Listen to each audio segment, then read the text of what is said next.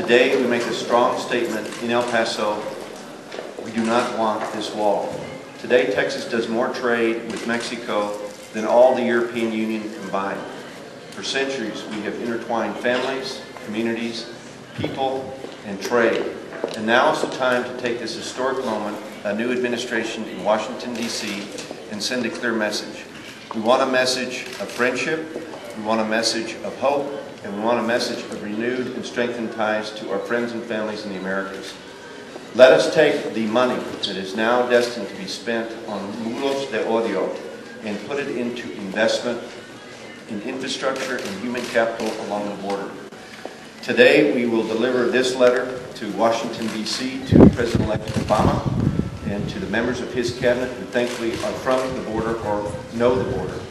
Secretary-designate Hillary Clinton, Secretary-designate Bill Richardson, and Secretary-designate Napolitano to send a very clear message about this wall. Congressman Reyes has been a staunch opponent of the wall. I think that for all the reasons that Senator Shapley so eloquently mentioned, it's something that we've known here all along. We know what's best for the border. It's just bad policy. People along the border understand the issue of immigration. They understand the issue of border security much better than those folks that have been setting policy in Washington for the last 8 years. We understand we need border security. Nobody here or along the border disputes that we need to have a good border security policy.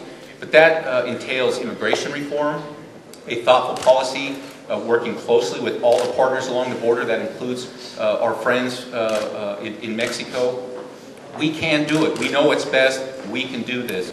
Buenas tardes. Good afternoon.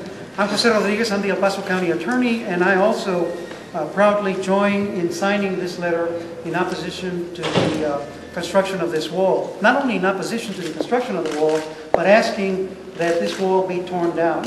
I think President-elect Obama and those of us who live on the border and who understand the reality of the border and who have built relationships with Mexico, at least in El Paso for over 400 years, are more interested, as has been already mentioned, in developing and enhancing our relationship with Mexico, and more interested in finding solutions that actually work. DHS themselves have indicated that this border wall is not going to do the job. So if it's not going to do the job, why are we wasting billions of taxpayers' dollars that could be invested to right now in particular when we face a financial crisis in our nation? We are projecting the image that we used to criticize other nations for, and now we have taken the lead in becoming that symbol of intolerant societies. This is not the country that you and I have come to expect to be the leader, moral leader in the world, as well as leader in many other ways. We ask the new administration to reject this as a policy as soon as they start working on it. And we remind the President-elect that he promised he would do this in the first year. The economic crisis cannot be resolved entirely without taking into account the immigration issue as well, because the immigration issue clearly ties into our economic condition. Comprehensive immigration reform, we all know, is the real solution, the real answer to this whole question, and not a border wall. The County of El Paso has also, along with the City of El Paso and others, filed a lawsuit that is going to be going before the U.S. Supreme Court, hopefully for review, that conveys our sense that this wall also represents a terrible, terrible infringement on the United States Constitution in violating state sovereignty rights by having the Secretary of DHS waive all applicable state and local laws as well as federal laws. This is an unprecedented delegation of authority by the Congress, and that it also violates Article 1 of the U.S. Constitution. I want to start off by saying I'm a fourth-generation American, and I'm very proud of that. But when I take a look at the construction of this wall, I take a look at what I believe to be a monument to intolerance, a monument to inefficiency, and a monument to government that is reactionary.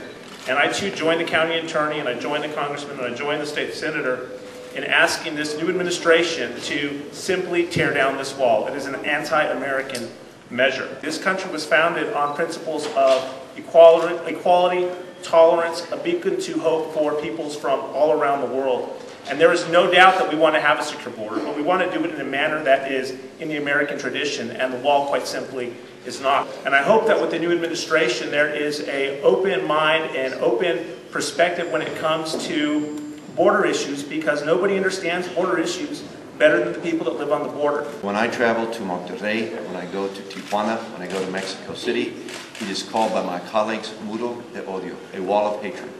It has become for them a symbol of racism and intolerance. And to us, for those of us who grow up on the border, those of us who call ourselves fronterizos, we look at the policies of Franklin Roosevelt and John Kennedy as the guidance that we need here. From their perspective, we needed to build alliances and partnerships with equals, to foster prosperity throughout the Americas. That is the solution to the issues that we face, and not these walls and symbols of racism. Tear down this wall and give us hope. I hear it all the time from ordinary citizens. One of the callers said, Mr. County Attorney, do you know whether the wall is going to be painted? Well, it's so, it looks like rusted steel. I said, no, I have no indication whether it's going to be painted. If you go over to Palomas and Columbus, where the wall, this same wall has been for a while, it looks exactly the way it looks here. If you go down to California, it's the same. It is an ugly monument to a failed immigration policy. There's no question about it. This does send a message that, there's something wrong in this relationship when you build a wall between neighbors. We passed over 18 months ago at the Border Legislative Caucus a very strong resolution in opposition to the wall. That is 10 states. It's everyone from California to Texas on the U.S. side, and from Tamaulipas to Baja California Norte on the Mexican side. So the state lawmakers have acted. 9 border congressmen have signed this resolution. Our own congressman has been a strong leader in opposition to it.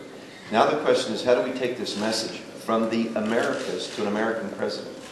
How do we as a people say, tear down this wall? It is a moment of hope. We have a changed administration. Now is the time to change that policy. It really fits in with a lot of the policies this administration has taken around the world. We don't use diplomacy. We don't use cooperation.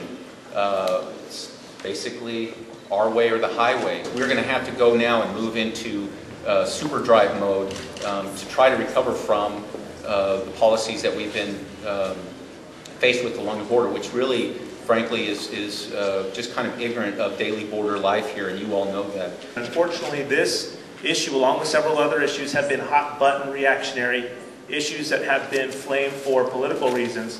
Why do we have so many people that are coming from Latin America? Why do we have so many people that are coming from America? And why do we have employers here in this country that want to hire them? Unfortunately, we haven't had that holistic debate, but I think that it's incumbent upon those who live on the border, who day to day realize what the issues are, who are intimate with the issues, help frame that debate. And I think that's what this letter does. There are alternatives to the current focus on trying to achieve border security strictly through just border enforcement. Really look sensibly and realistically and practically at what works, what doesn't work. And I would say to the new Secretary designee Janet Napolitano, that the answer to our issues here along the border is not to bring more National Guard, not to militarize the border further. You will never achieve border security and national security if you don't first build the trust of the local border communities, build security within the border communities so they can cooperate with law enforcement, and build that relationship such that we are in a much more alert status with regard to any potential threat to us from terrorists or anybody else. We need to change the way we have been approaching security for this nation in a totally different way, and in a way that makes sense for the country as well as respects the voices of border communities like ours.